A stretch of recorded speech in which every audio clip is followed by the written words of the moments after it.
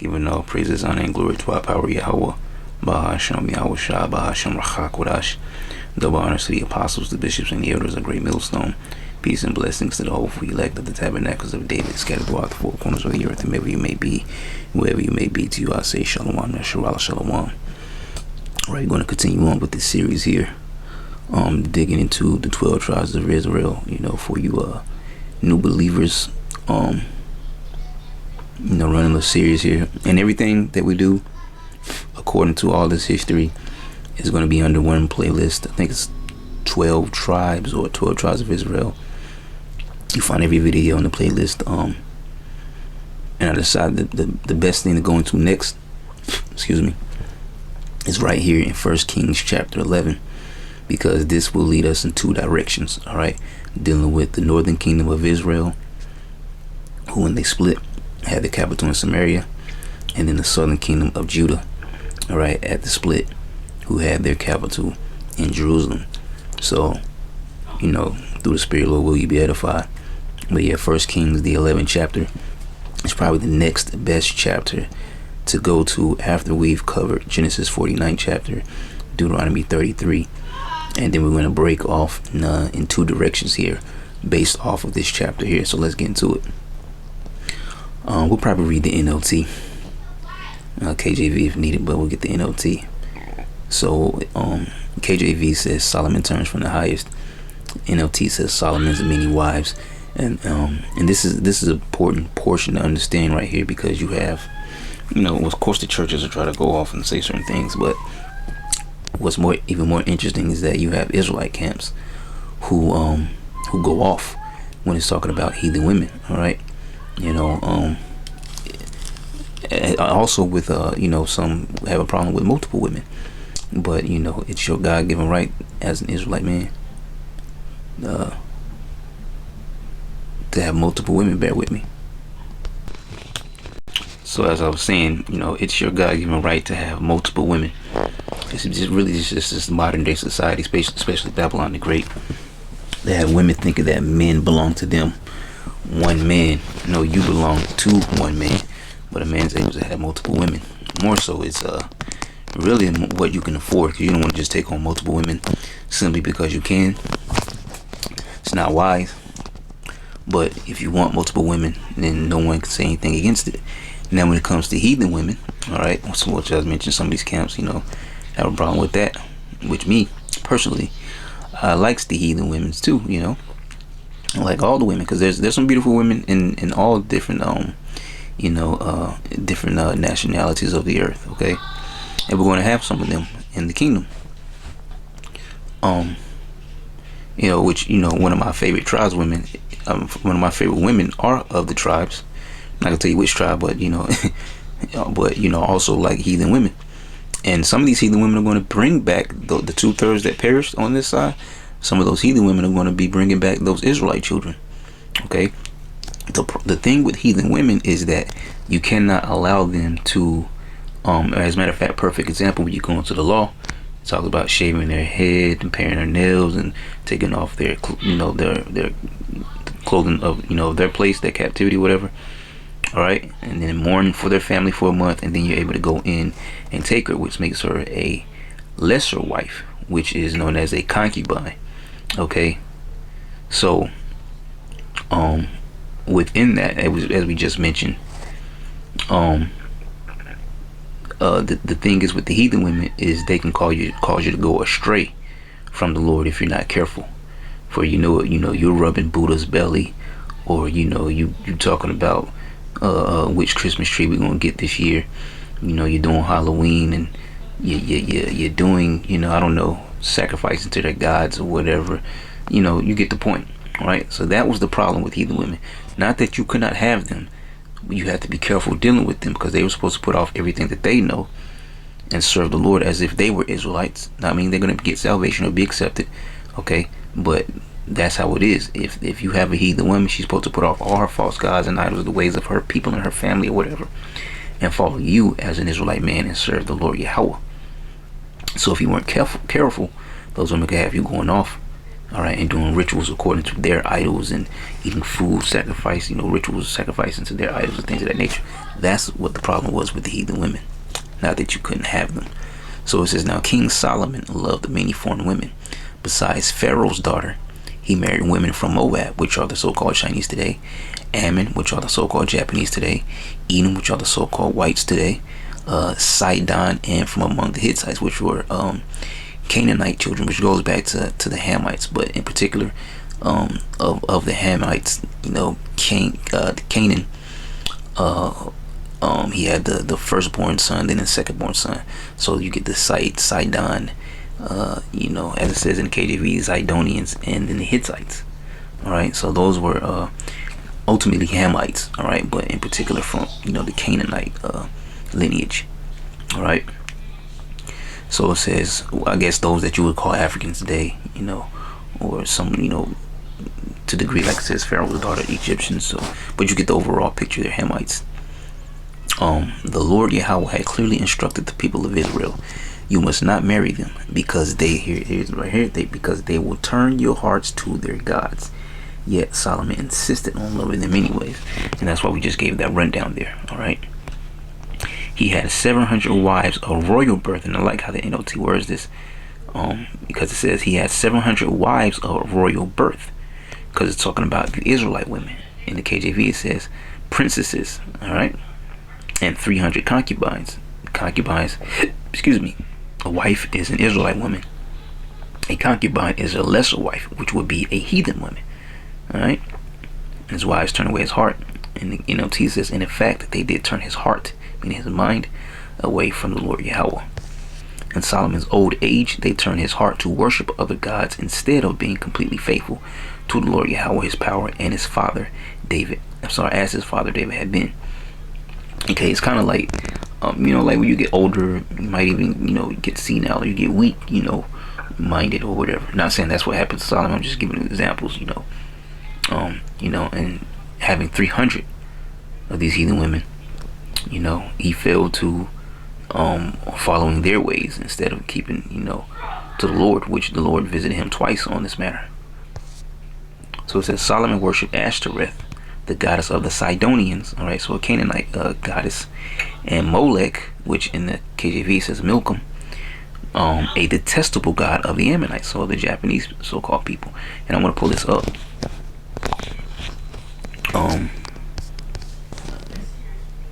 Milcom. So it says, meaning great king, the god of the Ammonites and Phoenicians, to whom some, Ammonites and Phoenicians, because, not because, but, Ammonite, so-called Japanese, the Phoenicians, going back to those Canaanites, to whom some Israelites sacrificed to sacrifice their infants in the Valley of Hinnom. And the Valley of Hinnom was a place on the earth, which is where you get associated with hell. All right, there's no place under the earth known as hell. The Valley of Hinnom is where you get the association of hell, because this was a place where trash and other things were burned. All right, so this was a place of a big great fire. All right, so the Israelites sacrificed their infants in the Valley of Hinnom, and so that's what's the word I'm looking for? Well, we'll just say child sacrifice. Okay, it was a word I was looking for, but so you get the gist of it there. All right. We might put Ashtoreth up too. Ashtoreth means star. The principal female deity of the Phoenicians, the Canaanites, worshipped in war and fertility. Also Ishtar of Assyria and Astarte by the Greeks and Romans. So all the same thing, just different names. Ashtoreth, Ishtar, Astarte. All right. Even carrying over to that word, I believe so. Carrying over to that word Easter. That's going off too. So yeah. So Solomon worshipped Ashtoreth, the goddess of the Sidonians, and Molech, the detestable god of the Ammonites. In this way, Solomon did what was evil in the Lord's sight. He refused to follow the Lord Yahweh completely, as his father David had done. On the Mount of Olives, east of Jerusalem, he even built a pagan shrine for Chemosh, the detestable god of Moab, the so-called Chinese today, and another for Molech, the detestable god of the Ammonites. All right, so that's actually twice they mention the Ammonites.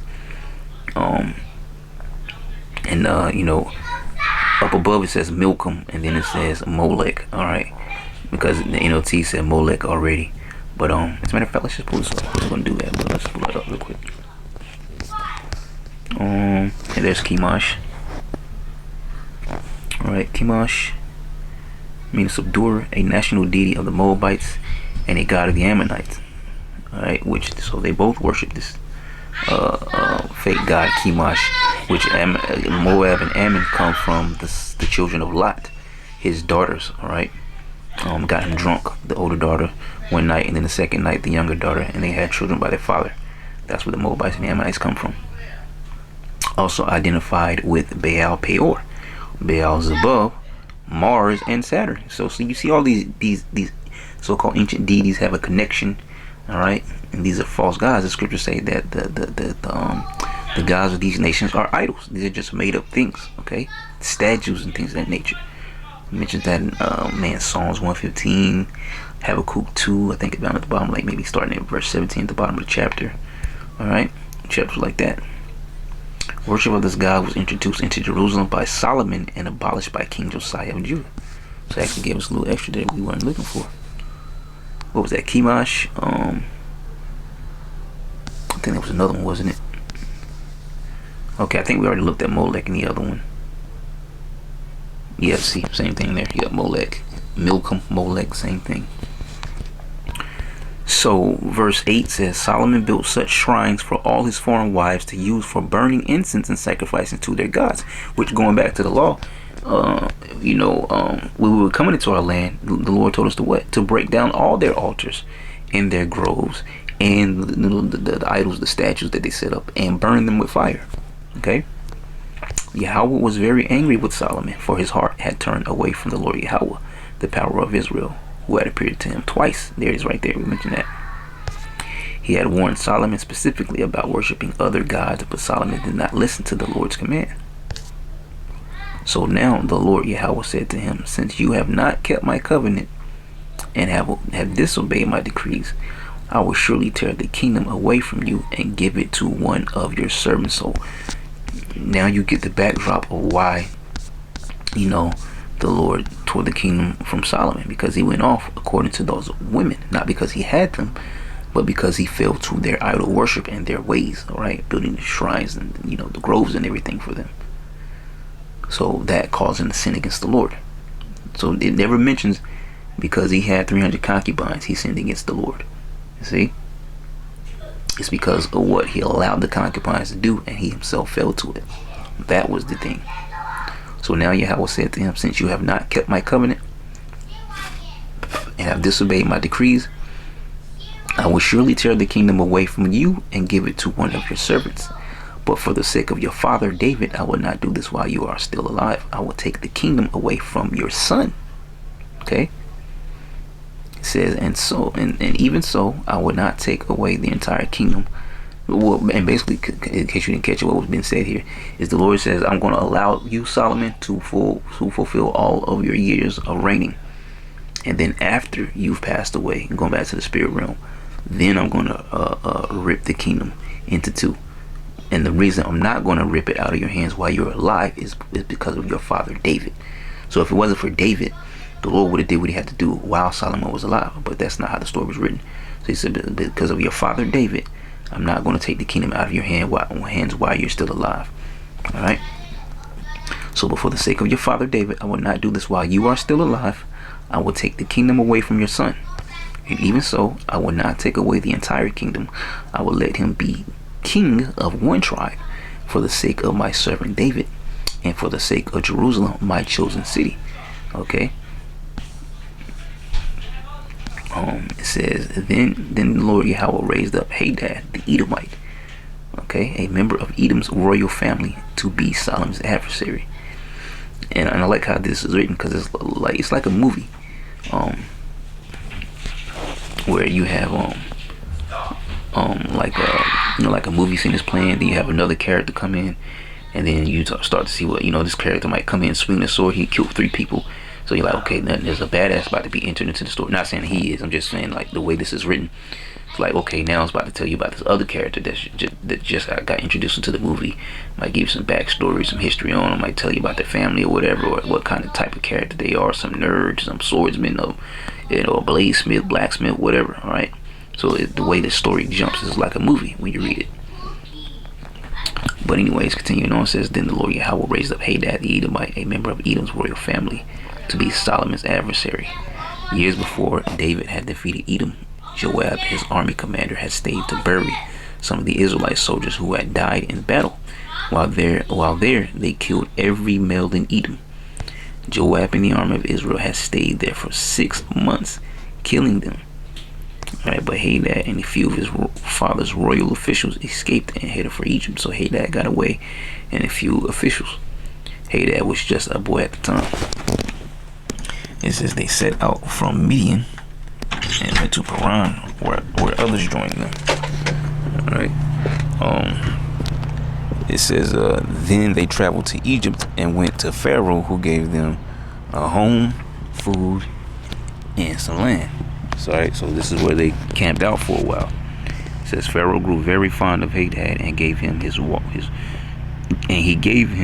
wife's sister in marriage, the sister of Queen Taphanes. All right, so he gave Queen Taphanes' sister to Hadad as a wife. Okay, she bore him a son named Genubath. Taphanes raised him in Pharaoh's palace among Pharaoh's own sons. Verse 21 says, when the news reached Hadad in Egypt that David and his commander Joab were both dead, he said to Pharaoh, let me return to my own country. So, because he was privy to, previous leaders and things of that nature.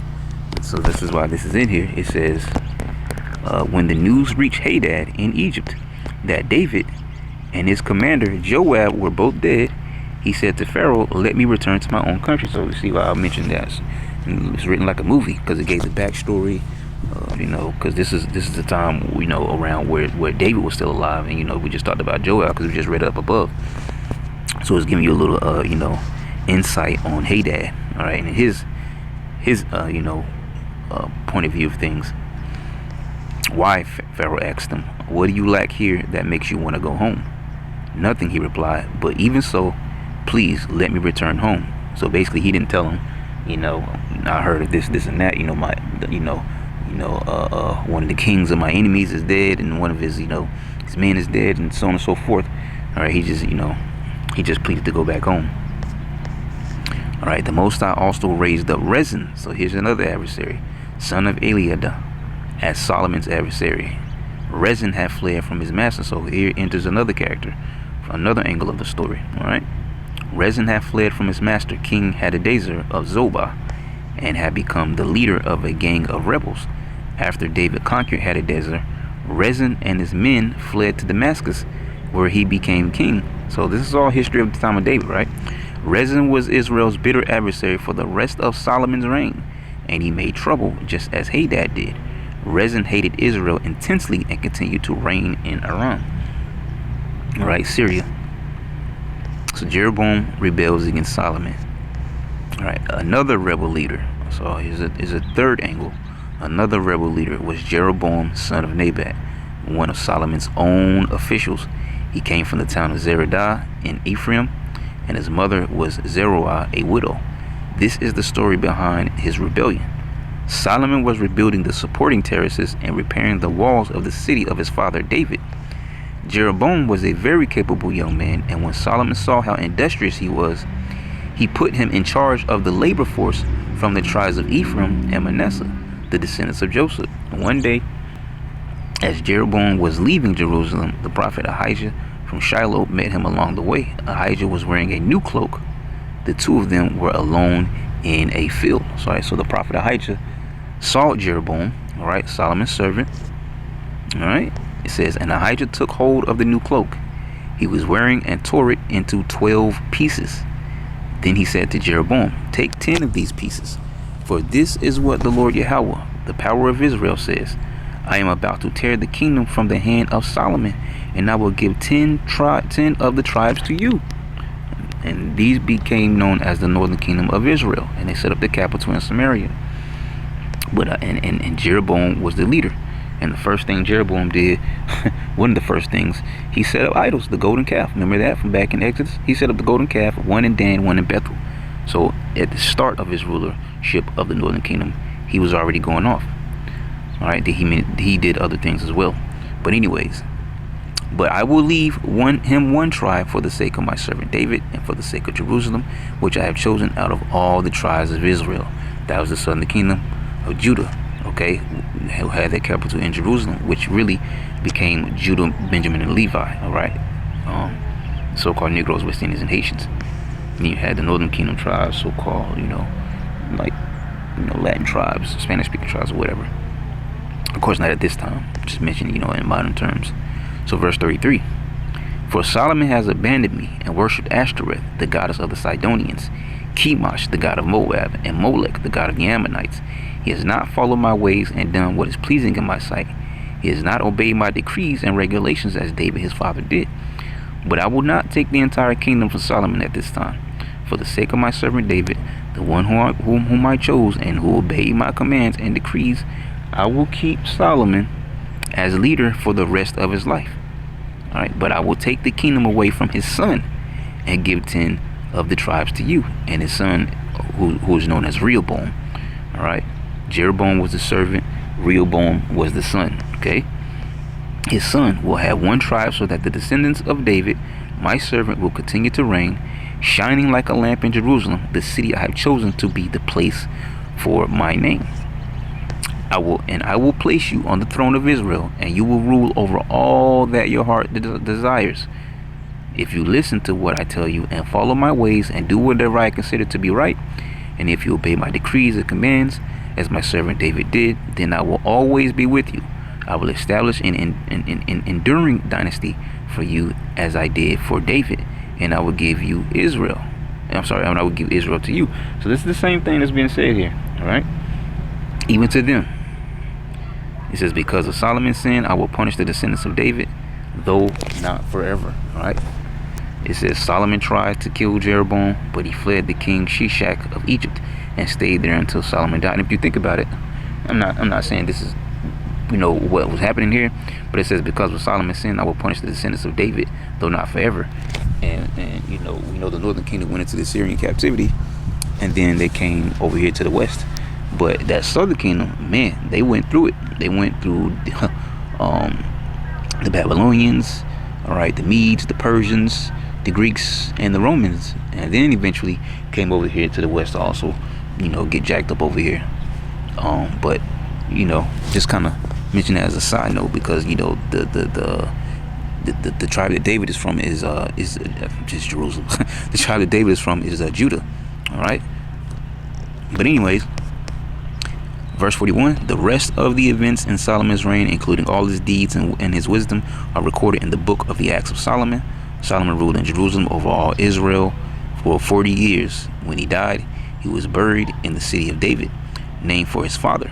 Then his son Rehoboam became the next king. All right, and so really there was 80 years kind of a good reign, because you had David, who had 40 years of reign. Then you had Solomon, that was another 40 years. That was a good 80 years right there.